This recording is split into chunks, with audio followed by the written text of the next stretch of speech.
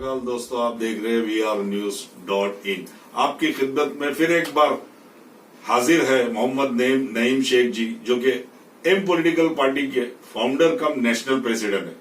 आज का जो मुद्दा है आपकी खिदमत में, आइए डायरेक्ट उन्हीं की जबानी की सुनते हैं। ये कफन, ये कब्र, ये जनाजे, रस्म शरीयत इकबाल। ये कफन, ये कब्र, ये जनाजे, रस्म शरीयत इकबाल।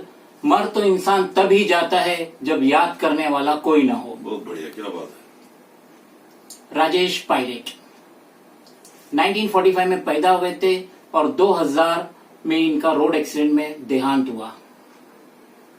1980 से अपनी आखिरी सांस तक ये प्योर कांग्रेसी थे, लाइक अदर्स लेट मिस्टर मुरली देवरा जी, माधवराव सिंधिया, कपिल सिब्बल, गुलाम नबी आजाद, सलमान खुर्शीद, जयराम रमेश, एटसेट्रा एटसेट्रा।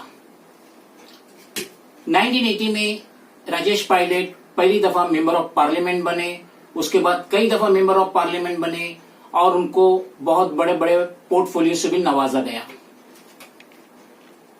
सचिन पायलट ये 7 सितंबर 1977 में सहारनपुर यूपी में पैदा हुए। ये राजेश पायलट के लड़के थे और ये महज 26 साल के थे जब 2004 में कांग्रेस आई ने इनको मेंबर ऑफ पार्लियामेंट का टिकट दिया और ये वो इलेक्शन जीते। ये सबसे कम उम्र मेंबर ऑफ पार्लियामेंट है सचिन पायलट। उसके बाद वो 2009 में भी मेंबर ऑफ पार्लियामेंट का इलेक्शन जीते अजमेर से। अलबत्ता 2014 में जब मोदी लहर चली उसमें ये हार गए।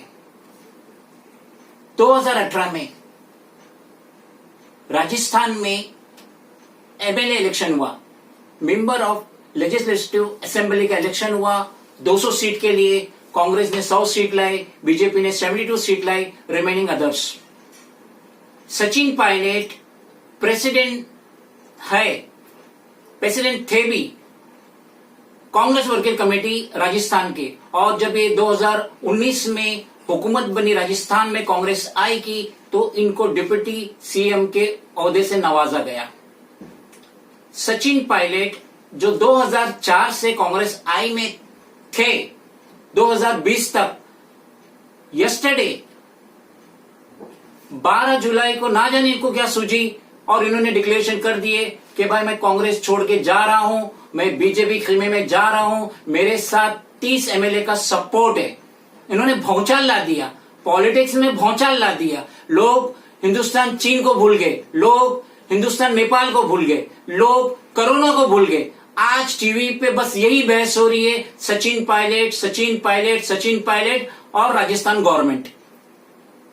लास्ट टाइम बीजेपी ने कर्नाटक में इसी तरीके टैक्टिक्स करी। उसके बाद मध्य प्रदेश में लॉकडाउन जो हिंदुस्तान में डिले हुआ, उसकी वाहिद वजह मध्य प्रदेश टेक ओवर करना था।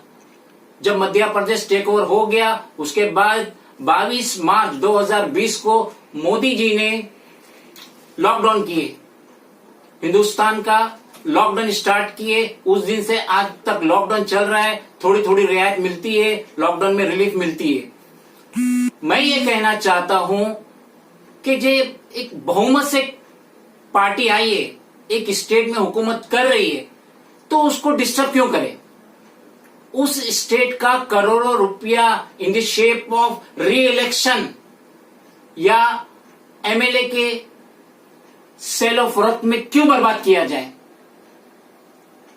ये उस स्टेट के इनकम टैक्स पेई का पैसा है, ये कोई नेता का पैसा नहीं है, ये उनके जेब का पैसा है जो टैक्स की शक्ल में देते हैं, जिसकी वजह से इलेक्शन होता है, सब होता है। अब ये इसको भौचाल करना, ब्रेकअप करना, ये क्या हो रहा है।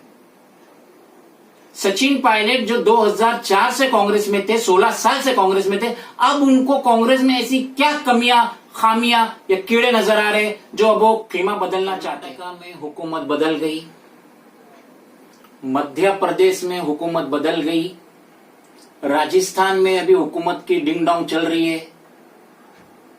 अगला नंबर क्या महाराष्ट्र का है?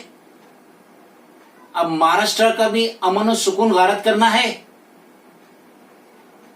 एक बार हुकूमत बन गई, हुकूमत चल रही, चलने दो ना, 5 साल देख लेंगे हमने बहुत सारों को देखे। और महाराष्ट्र में अच्छी हुकूमत चल रही है, भले ही ट्रायंगुलर है, चल रही है अच्छी। एक सवाल था आपसे, सचिन पायलट जो है जनता के तरफ से, क्या आप उनको राय देंगे या उनको एक अपील करेंगे? सचिन पायलट एक मैच्योर्ड नेता बन चुके हैं, वो मेंबर ऑफ पार्लियामेंट भी रहे हैं, अब एमएलए भी है।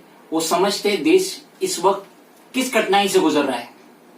कोरोना में तो देश का दिवाला हो चुका है, जीडीपी 4.5 से 1.5 पे आ चुकी है। तो मैं रिक्वेस्ट करूंगा मिस्टर पायलट से, और देश को तबाही की तरफ मत लेके जाओ, मत री इलेक्शन कराओ अपनी मुफाद के लिए। क्या आपको सीएम की सीट चाहिए? किस लिए ये इतना धांधली कर रहे हो? किस लिए ब्रेकअप कर रहे हो? Once again, I may request to Mr. Pilot, kindly review about your decision for the safety and security of India. Goodbye. ये थे मोहम्मद नईम शेख जी, जिनको आपने सुना।